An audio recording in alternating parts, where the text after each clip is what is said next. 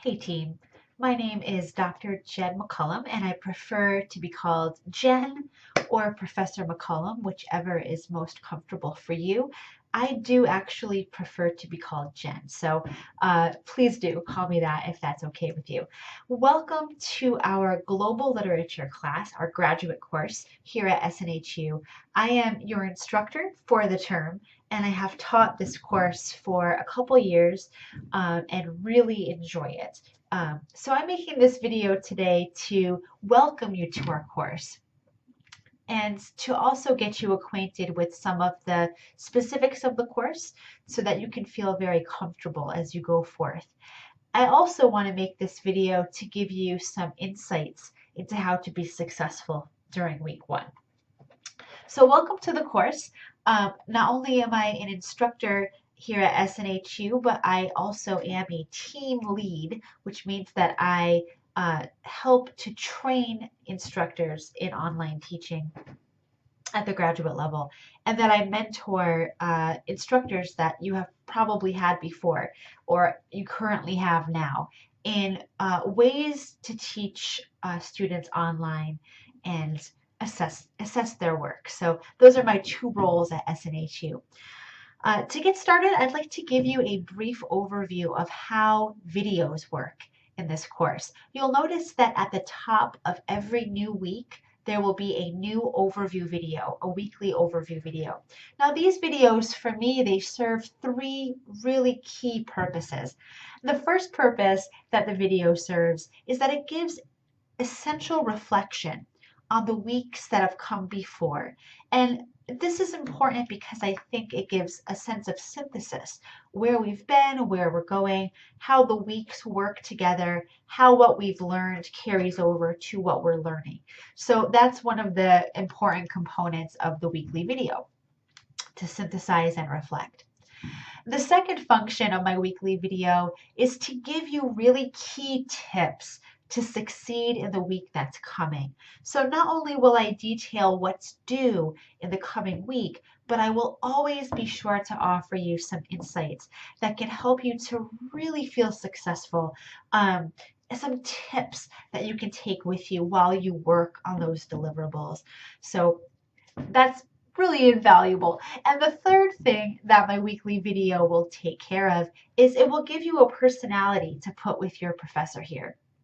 For me, that's always been really pivotal in my learning, is to connect with my instructor and feel like I know where she's coming from, what her values are, what her expectations are, and also so that I can see her personality. That's a very important component to online learning for me. And if it is for you, then you're really going to enjoy these weekly videos. So that is the function of the videos for you. I encourage and I require all students to watch my weekly videos at the top of every week. So please make sure that you make time to do that. The videos are probably about 10, maybe 12 minutes a piece. So it shouldn't be too much time out of your day. Videos can work for you in this class as well. And I encourage you to experiment with videos, making your own videos in this course. You can make videos as main posts and also as response posts in the discussion forums, especially if you are somebody who is thinking about getting into teaching in academia. Trying to experiment with making videos and using videos can help you to develop your teaching persona. It can help you to start to learn how to use technology in the classroom, especially the online classroom. I personally don't like to use any gimmicks with my videos, any visuals or flying icons or anything like that. I just like to speak. I just like to be a talking head because I tend to think that's actually a valuable component of virtual interaction, and one that can get lost, I think, sometimes in the hubbub of technology. In technological advancement, I just like to speak to you like you're in my classroom, like you're a human being. But feel free to experiment with video in whatever way feels comfortable for you. I very much invite that. Another thing I'd like to cover before we get started is I'd like to be really transparent about what my expectations are. I've actually made a second video for you to piggyback on this one in which I outline my expectations for you. So please make sure that you have watched my overview video on my expectations before you begin work in this course. Another video that I've made for you, so many videos, is a video on what you can do to perform well in the discussion forums. And that will give you some critical insights into how to perform well in that specific deliverable. Because for me, the discussion forum is the most important part of this course. It's where we can unpack and complicate texts. I think it's very important to know that I never, ever require my graduate students to write to the prompt for anything. Prompts are there to guide you if you feel uninspired or if the prompt particularly inspires you. Otherwise, I like graduate students to practice working with their own agenda, finding things that they really are drawn to in the text and making that the fulcrum of their work. That is what we do as academics. Right? So here as a graduate student, I want you to practice that. But the prompt is always there to guide you. All of the discussion forums are graded based on how you meet the rubric. All of the deliverables in this class are graded in that way. So as long as you adhere to the boundaries and the laws of the rubric, you will perform well in this course. Adhering to the rubric, though, is not always as easy as it sounds because, for example, not all students are very familiar with what academic writing entails. So what I have done is I have a YouTube channel that I encourage you to visit and to bookmark immediately. My YouTube channel has a station that is called the Writing Overview Series. This Writing Overview Series I have designed to help my graduate students to grapple with the complexities of academic writing.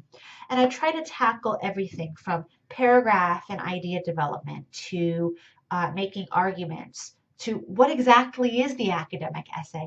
I'm still adding videos to this channel, but feel free to bookmark it and use it. Use it constantly so that you can see clearly how I understand argumentation, how I understand paragraph development. Rhetorically speaking, it's very critical that you understand your instructor's values, their expectations, and how they understand and define some of these key moves. By doing that, you can only intensify your performance in a class. Not only that, it can help you to grapple with your own understanding of these very important things so that if you go on to become a professor in your own right someday, you'll be able to articulate those things for your own students. So please take advantage of my YouTube channel and watch those videos. They can be very helpful. As we get started with week one, we have a few things to do. The first thing that I would like you to do is I'd like you to simply explore. Get onto Blackboard and I'd like you to click on every single tab that there is. Click on every tab in the menu and then click on every sub-tab and just take about 20 minutes and go through the course very intimately so you can get to know where everything is, how everything works. There'll be no mystery for you leaving week one. That's very important. As you find files to download, so as you find the syllabus, as you find the rubrics, I want you to download all of those files to your hard drive in its own folder that you designate just for this class. So go ahead and create a folder just for global literature and download all of your files right there for quick reference. That way you can have them at your fingertips whenever you need them. Right? So that's a very good way to start the term. Another thing I'd like you to do is I'd like you to get into the forums immediately, the introduction forum that's due here in week one. And I'd like you to introduce yourself to our community. There are some things that I'd really like for you to do here. Because we're building a community and because we're creating a safe space for us to share ideas and debate about things and to experiment, it's very important that here in week one that you take the time to let us get to know you as much as you're comfortable doing. I encourage you to post pictures, videos, links. Tell us your story. Tell us who you are. What do you love? What do you care about? Where do you come from? Why are you going where you're going? Um, as much as you want to share. Excuse me, I really appreciate that a lot. Also, you must upload an avatar so that we can see your picture whenever we're having conversations with you in the forum. You can see that I have my avatar uploaded already, and a little mini picture icon will show next to my name in the forums. You need to do this for yourself. This picture could be a tree, it could be your dog, it could be your child, it could be your face, it could be a water bottle, whatever you want. But I want you to have an avatar here at least by the end of week one, because when we can associate your work with an image, that will actually help us to remember who you are, to kind of establish a persona for you, which is very important in an online community. So I want you to do that as well. This week, in week one, you also have a couple readings to do in German modernism. We are reading The Metamorphosis and also Death in Venice. And I got to tell you guys, these texts are loaded. They are so loaded. Get a jump start on reading these texts. You can choose to write about both or only honing in on one for your Forum 1 post, for your discussion on decadence, aestheticism, and early magic realism in the forums this week. I think that it's a smart idea to not talk about both unless you're going to be synthesizing them, pulling out threads from them and saying, there's something here that communicates with something in the other text, right? Unless you can synthesize the texts, talking about them separately is kind of a waste of your time because what's most important about discussion forum is not to show me that you've read the text. So in other words, I don't care if you can summarize the text. That's not what academics do. We don't summarize text, right? We show that we've thought about the text, and there's a big difference between the two.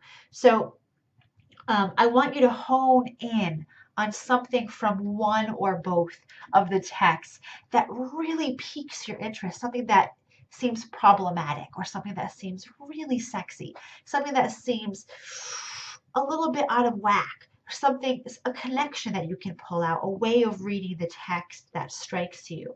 That's what I want you to hone in on for the first forum. And no doubt, with both of these controversial texts, you'll be able to find something really unique. So I want you to run with that.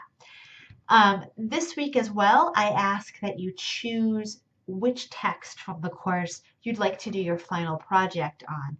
Now, let me give you a little bit of insight about this. It's very important that you choose a text early in the term, particularly because you haven't read them yet. Now, that might seem a little counterintuitive, right? Don't you want to write about texts that you've read? Well, not necessarily so. I mean, in fact, a lot of the work that I've done involves just curiosity.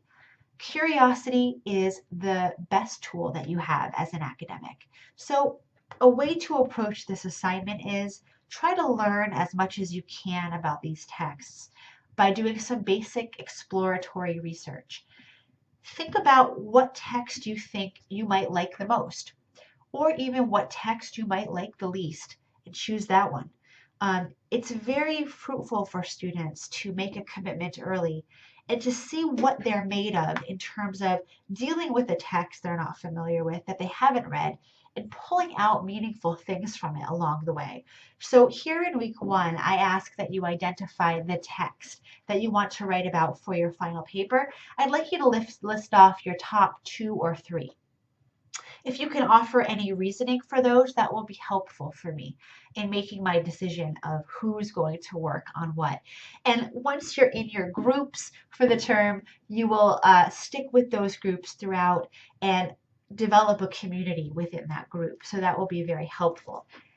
And finally, here in week one, I'd like you to think about how you're going to write your first reaction paper, which will be due at the end of week 2 on Kafka and or Man. Now is a good time to watch my video on what is the academic essay that will give you some insights into what kind of paper you're being asked to write here at the academic level. That's your overview for week 1. That's your welcome to the course. Take a breather. I hope that you are as passionate as I am about what we do in academia. What do we do in academia? What do you think? I'd love to hear from you in the forums. And I will see you next week here, guys. Same time, same place. Bye for now.